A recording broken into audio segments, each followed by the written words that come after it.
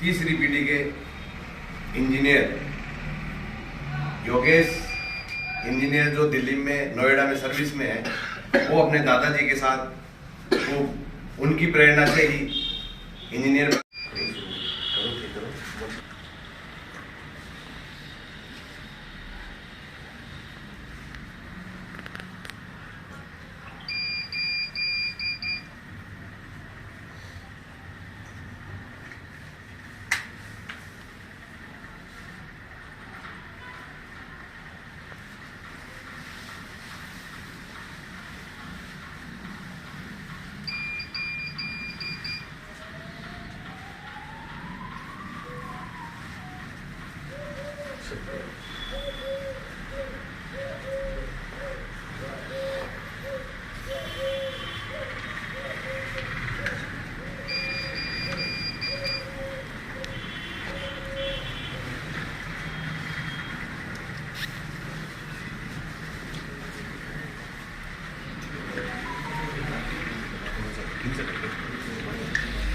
थोड़ा चिंतित सा फोटो आ जाए।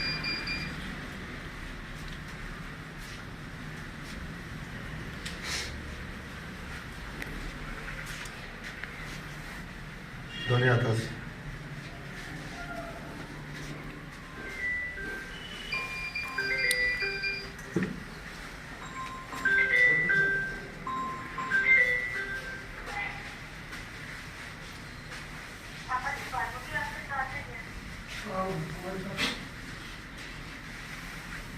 करो, तुम भी करो दादाजी के हाथ जोड़ो। हाथ तो नहीं जोड़े, अभी सीख रही है धीरे धीरे। आ जाओ आ जाओ करते हो वैसे।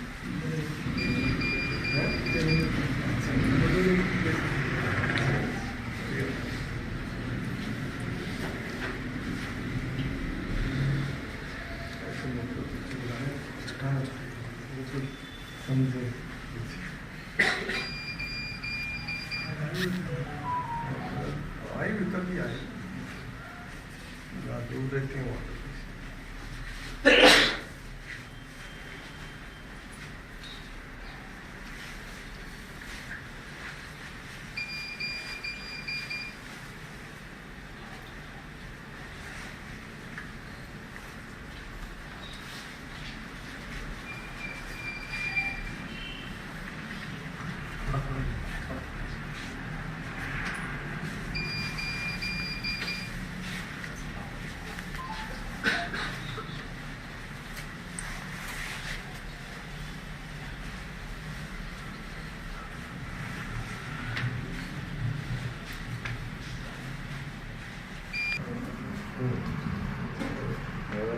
ये सर देखियो कर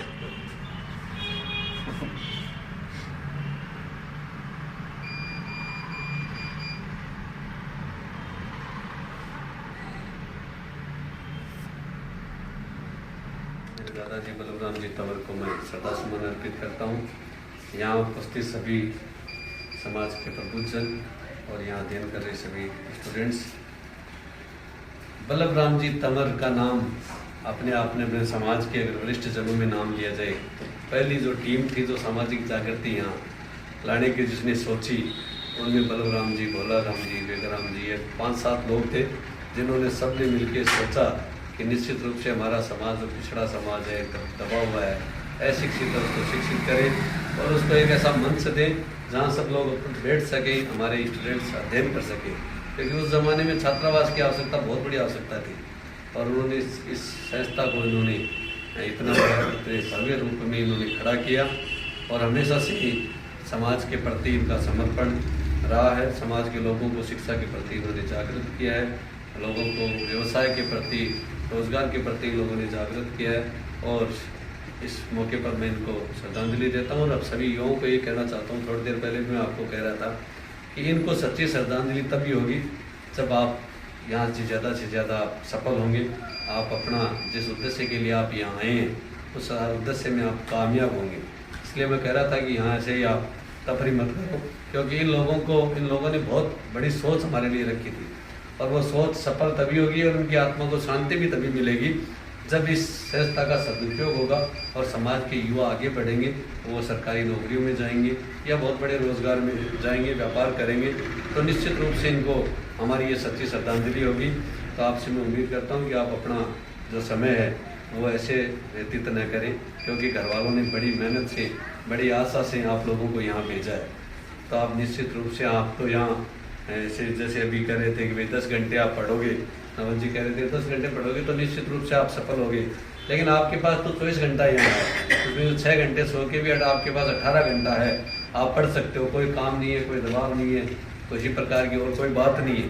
तो आप इस उद्देश्य को आप मन में आप बिठाएं कि निश्चित रूप से मैं यहाँ आया हूँ तो सफल होने के लिए आया हूँ, क्योंकि आपके माता पिता ने आपसे बहुत बड़ी उम्मीद लगा कि आपको यहाँ भेजा। आप पे जो खर्चा कर रहे हैं वो भी उनके लिए बहुत बड़ी चुनौती है, वो खर्चा वहन करना।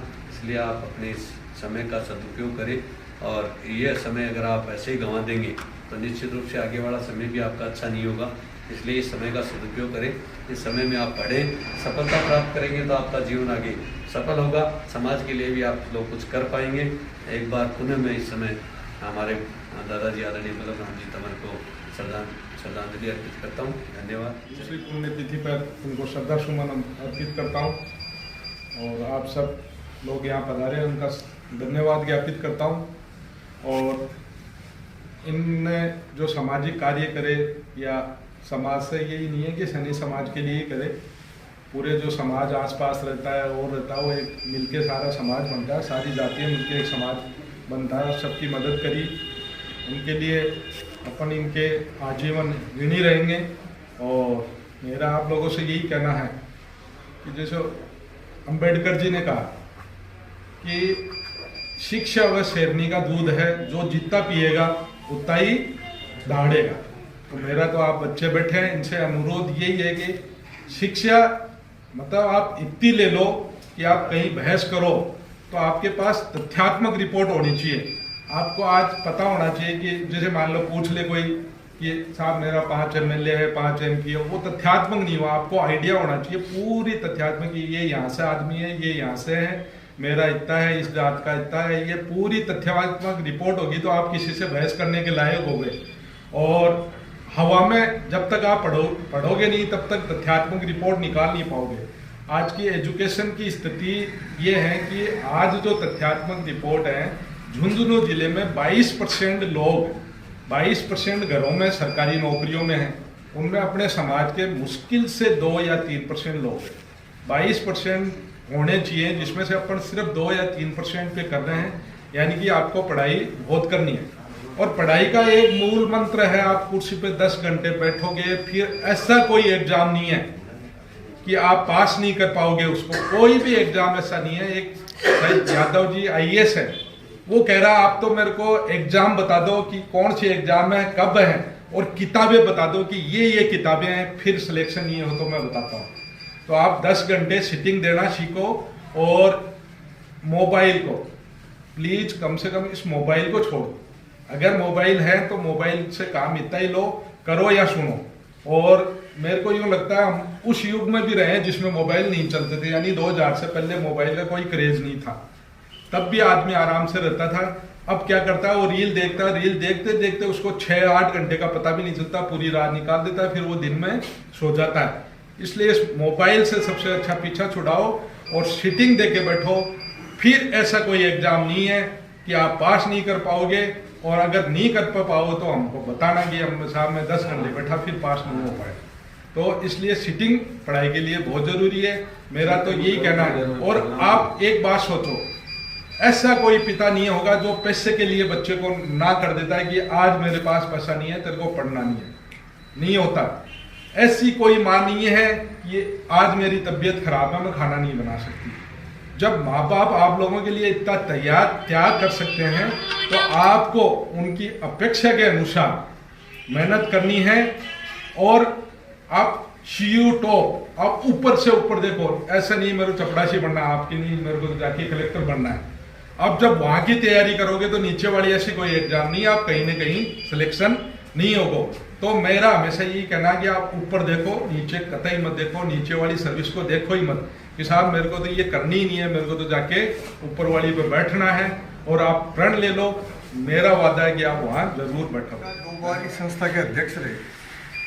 अध्यक्ष रहना और कोई बड़ी बात नहीं है, लेकिन जो जिस आदमी की सोच पॉजिटिव होती है ना, वो जहाँ भी रहेगा वो अपनी पॉजिटिव सोच से काम करेगा। बाबूजी को जब भी ये पोदार कॉलेज में काम करते थे तब से मैं उनके संपर्क में था, क्योंकि हम फर्स्ट ईयर से पीयूसी जब होया करती थी, अब तो हायर सेकेंडरी होने लगी, तब से हम पीयूसी में कॉलेज से की थी। तो उस टाइम पर पीयूसी फर्स्ट ईयर में तो बाबूजी से संपर्क में आए।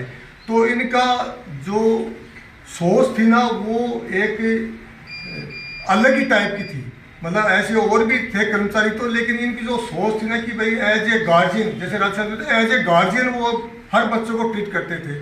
और इतना स्नेह से उनको किसी स्कूल में कॉलेज में कोई किताब की जरूरत पड़ती या कोई प्रैक्टिकल संबंधी कोई समस्या आती, तो उस टाइम पर ये जैसे अपने फादर या अपने पेरेंट्स नहीं करते हैं, उससे ज़्यादा वो आगे बढ़कर उनकी मदद करते थे।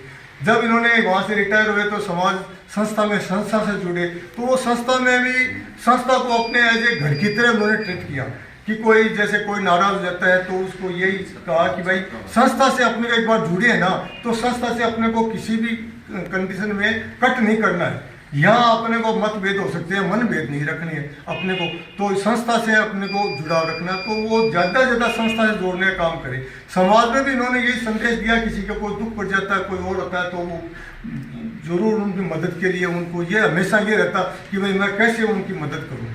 सादा जीवन और उच्च विचार अगर किसी सीखना हो, समाज में अगर कोई शख्सियत है तो बाबूजी से बढ़कर नहीं है। आज की तारीख में मैं मानता हूँ कि बहुत ही उनका जो चरित्र था वो उज्ज्वल रहा। मैं उनको बार बार युवा साथियों, देखिए जिस तरह से राधे श्याम जी ने शुरू में ही आप लोगों को बताया है कि अच्छे व्यक्तियों को और जो समाज के लिए लीक से हटके काम करते हैं उनको याद किया जाता है। अभी इनको सिर्फ 2 साल हुए हैं। यहाँ आप देख रहे हो लंबी कतार, बीच की 2 तस्वीरों को छोड़ के बाकी सारे जो है समाज के सितारे थे। और ये ज़्यादा लंबा समय नहीं हुआ है, 85-86 से ही ये संस्था इस ने आकार में आई है। उससे पहले से प्रयास कुछ सालों से चल रहे थे। तो ये सभी हमसे बिछुड़ गए और ये सभी समाज के लिए और लीग से हटके काम करने वाले थे। और इन्हीं में से एक जो है बल्लभ राम जी तंवर थे, जिन्होंने अपने परिवार की तरह समाज को समझा और समाज में जो विकृतियां हैं उनमें सुधार करने का आपने प्रयास किया। आप लोगों को यहाँ बैठ के ये सारी चीज़ें बताने का मतलब ये है कि जिस तरह से हम इतिहास के हमारे पुरुषों को, जो हमारे महान व्यक्ति हुए हैं, उनके कार्यों को आने वाली पीढ़ी को बताना ज़रूरी है। क्योंकि जब तक हमारे अतीत पे हमें गर्व नहीं होगा तब तक हम अच्छा कार्य नहीं कर सकते, समाज के सामने अच्छा उदाहरण प्रस्तुत नहीं कर सकते। तो इन लोगों की पुण्यतिथि पे हो, चाहे जन्मदिन हो या विशेष अवसर कोई आयोजन होता है, तो इन लोगों को हम याद करते हैं और याद करते हैं इनके कामों को, किस तरह से इन्होंने समाज के लिए काम किया। वो ये युवा पीढ़ी समझेगी और इनके आदर्शों पे चलने का प्रयास करेगी और आने वाली जो भी पीढ़ियां हैं उनको इस तरह से उत्तरोत्तर इन महापुरुषों की जानकारियां जो हैं वो आगे से आगे देती रहेंगी। मैं इस अवसर पर इनको अपनी तरफ से श्रद्धा सुमन अर्पित करता हूँ। अभी तो मैं बाहर चला गया, लेकिन उसके पहले उनके साथ रहने का, उनके विचारों का, उनके मार्गदर्शन में रहने का काफ़ी लाभ मिला मुझे। और उन्होंने जो कार्य शुरू किया वो आज भी चल रहा है, आज भी सक्षम हाथों में है और आगे बढ़ रहा है। उसके लिए संस्था का बहुत बहुत आभार। आज जो कार्यक्रम हुआ है अध्यक्ष जी, कार्यकारिणी का, समाज का बहुत बहुत आभार। मैं यही आग्रह करूँगा कि उनके दिखाए हुए रास्ते पर हम लोग आगे बढ़ें। संगठन में शक्ति है तो संगठित रहें, समाज का आर्थिक रूप से, सामाजिक रूप से, राजनीतिक रूप से विकास करें। आप सब अपना अपना योगदान रहें, यही उनके लिए सच्चे श्रद्धा सुमन होंगे। इनके लिए ईश्वर से अच्छी कामना करता हूँ। ये हमारे समाज के विकास पुरुष थे जिन्होंने इतनी विपरीत परिस्थितियों में इस समाज के लिए चिंतन किया और समाज के लिए एक ऐसी संस्था बना गए ये लोग कि जिसके लिए ये कितने पौधे लग गए इसके अंदर। आज जो आप बैठे हो ये सब इन्हीं की देन है। इसलिए मैं आपसे यही बात कहूँगा कि इन्होंने विपरीत परिस्थितियों में समाज के लिए चिंतन किया। आपके पास तो बहुत कुछ है आज, इसलिए आप हमेशा अपने जीवन का कुछ अंश समाज के लिए डोनेट करना, ये इनसे शिक्षा लेना, यही मेरी आपसे